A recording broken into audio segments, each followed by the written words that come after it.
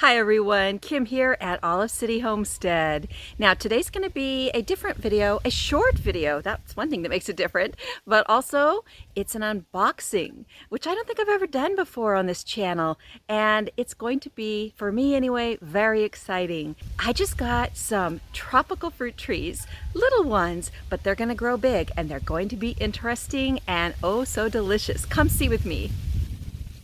Okay, I'm super excited to see how this turns out. Lots of newspaper in here. Now I'm expecting these to be very small trees from what I understood from the descriptions.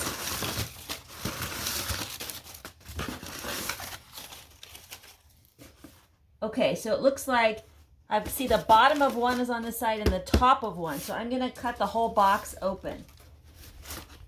This may take a little while. Or not.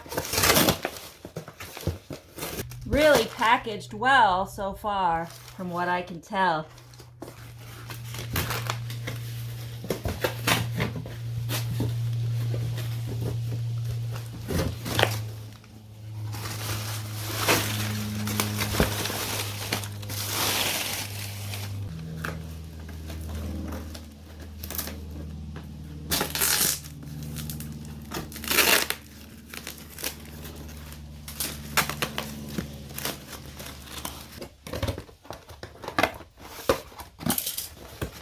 Okay, now we're getting somewhere. I think this is it. Yep. All right, so exciting.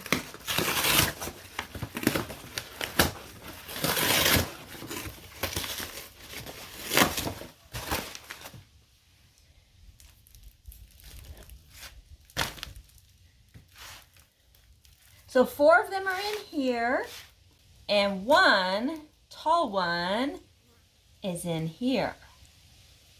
Let's check them out. So this tall one is the Black Sapote, or the chocolate pudding fruit tree. Yes, I got a Black Sapote chocolate pudding fruit tree. Let's see what it looks like on the inside. All right, lifting off the top. Oh my goodness, it's much bigger than I thought it would be. And it's looking really good. Okay, now to get the rest of it undone. I've just taken off the middle section and look at that. It is beautiful. It traveled wonderfully well. It's got about a foot base in that soil. And it's at least 1.5 feet taller from the soil up. And the leaves look absolutely amazing. There's nothing on it broken. There's no sign of any damage to it at all. I am so pleased with it. Now, if you've never heard of a Black Sapote chocolate pudding fruit tree before, it is an evergreen, so these leaves will stay like this all year round. And after it's established, it's actually very hardy.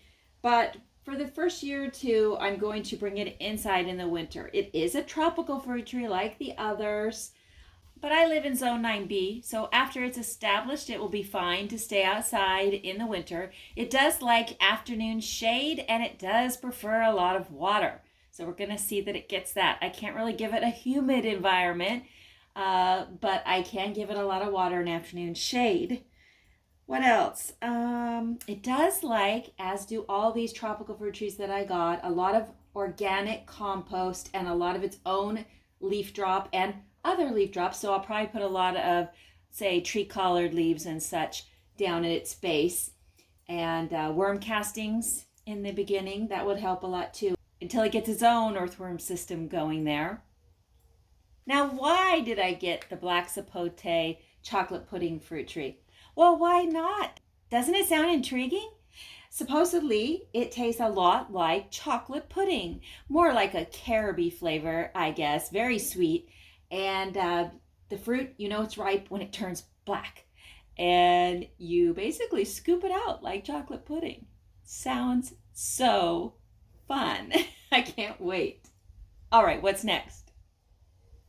So now it's time to cut into this very creative and elaborate container that houses 4 plants. This is very heavy. It's each of the 4 plants has that 1 foot, 12-inch tall planter packed with soil, very heavy. And there's a lot of leaf growth in there, as you can see. And then the top of it is an old apple juice container that they have cut to fit and taped it very securely. There's no way that this stuff can be damaged. To me, it looks like in transit, and it keeps it in a nice humid environment too. I'm super impressed with this grower and plant supplier. I ordered this on Thursday morning and received it on Saturday morning via mail. Amazing. Let's cut it open. So I've got the top off, and look at that. It's amazing how well it transported. I mean, look at how tall this is. This is at least 2 feet above the top of the soil, and so is this one.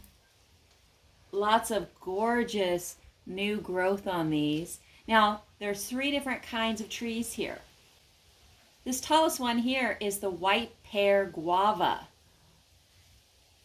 The one on this side, this one here, is the Surinam Cherry. And these 2, let's see if I can separate these. The 2 on the bottom here that I'm shaking, those are the secret fruit tree that I'm going to tell you about in just a moment. First, I'm going to separate all these so you can get a better look at them. And so I can too. So it turns out that the 4-pack of trees was actually 2 2-packs. So I still have to cut each 2-pack open. But you can see under all this tape that the 2 packs of trees have a plastic bag, plastic shopping bag, holding them together. My guess is that's a great way to hold in the moisture and humidity. And it obviously worked really well. So let's cut these 2 2-packs apart. All right, I've cut through the bag and the tape. And now I'm taking it apart. They've got newspaper on the top of the soil of each plant. Again, holding in not just the soil, but the moisture.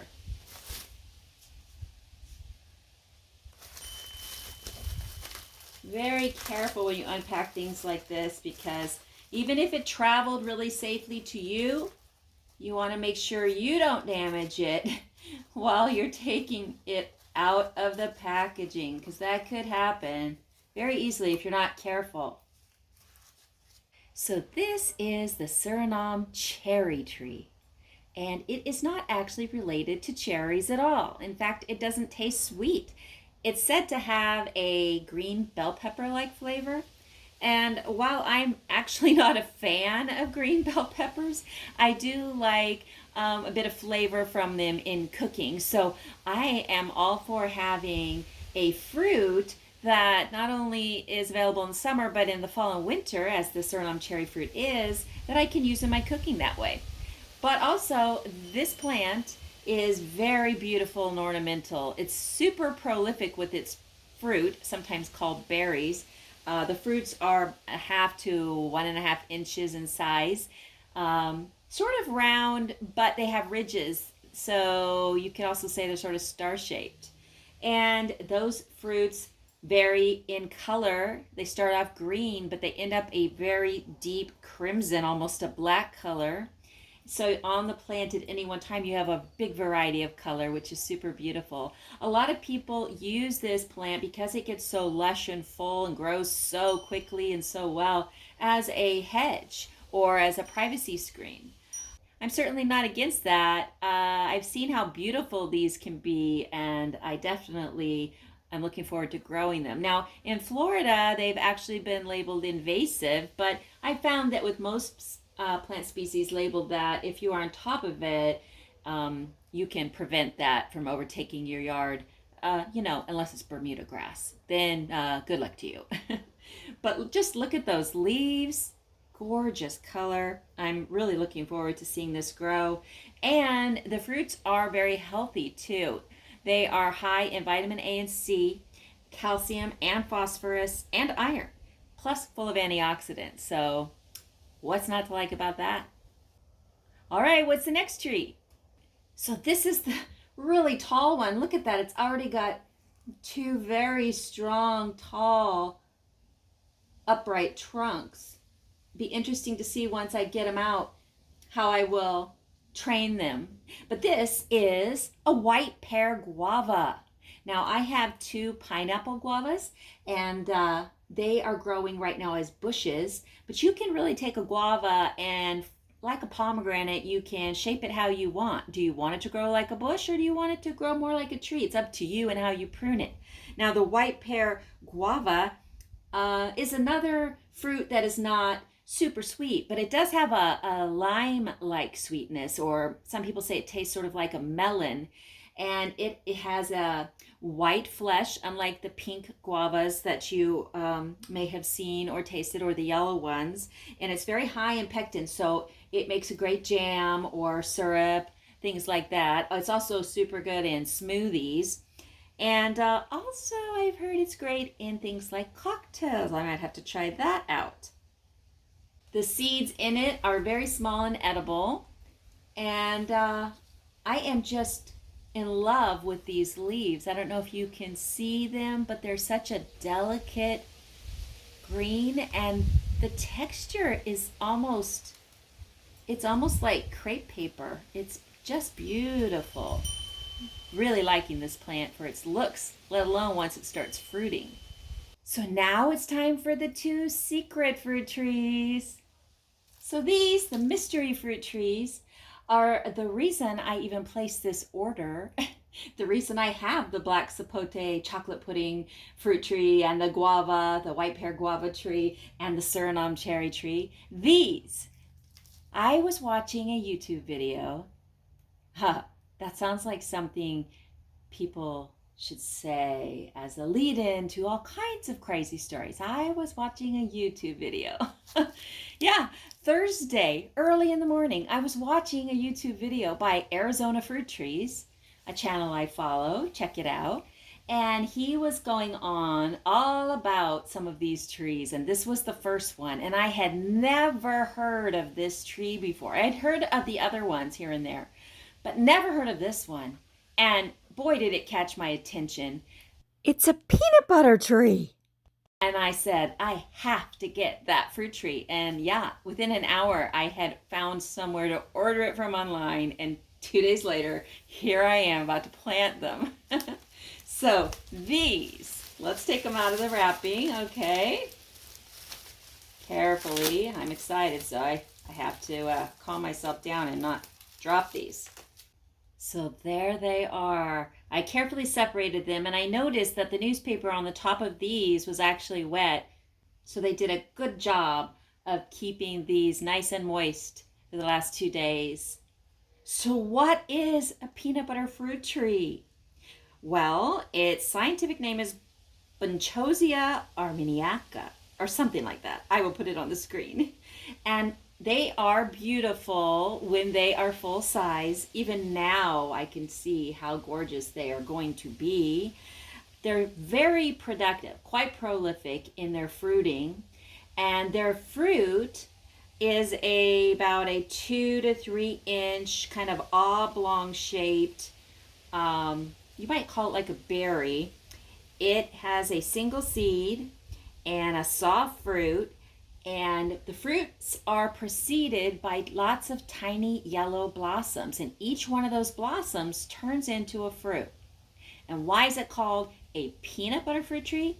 Because those fruits, when you taste them, you'll discover, now, of course, I've never tasted one. This is what I've been told. You'll discover that they have the texture of a fig, but they taste like peanut butter. Oh my gosh. Oh yeah, I'm going there. I love peanut butter. And I can just imagine all the things I could bake with these and add them to smoothies. I can now imagine making my own recipe with chocolate pudding fruit, the black sapote fruit, and the peanut butter fruit mixed together, and having a chocolate peanut butter smoothie.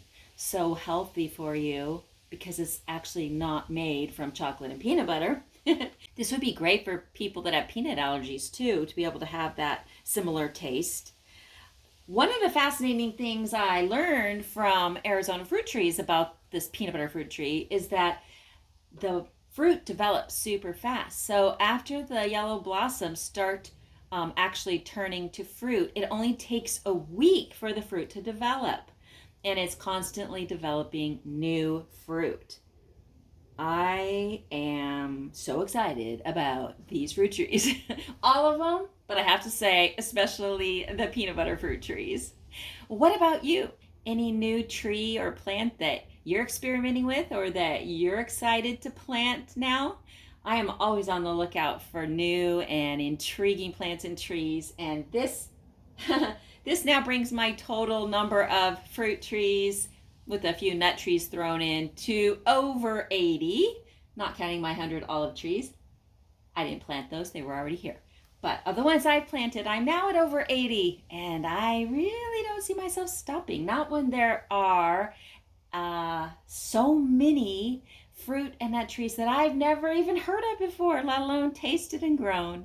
It's an adventure, folks. So join me and find something to plant yourself this week. You won't be sorry. You'll be glad you did. Like the Black Sapote chocolate pudding fruit, these peanut butter fruit trees need to be planted somewhere where they get afternoon shade, and they need a lot of water, and they do need to be protected from extreme cold and wind and extreme heat until they get established, so until they're a few years old. So I will bring them indoors in the winter for the first couple of winters, but then they're going in the ground, and I'm sure they will do fine. And I'm looking forward to the years ahead as they grow big and give me lots of peanut butter and chocolate. Oh, and white pear guavas and Surinam cherries. Here they are, all planted up, and I think they look fantastic. Here's the white pear guava, the black sapote chocolate pudding fruit. I don't remember if I mentioned that this is in the persimmon family, so it's also known as the black persimmon or the chocolate persimmon. Although it's not technically a persimmon, it is very, very similar in that family. So yeah, chocolate pudding fruit tree.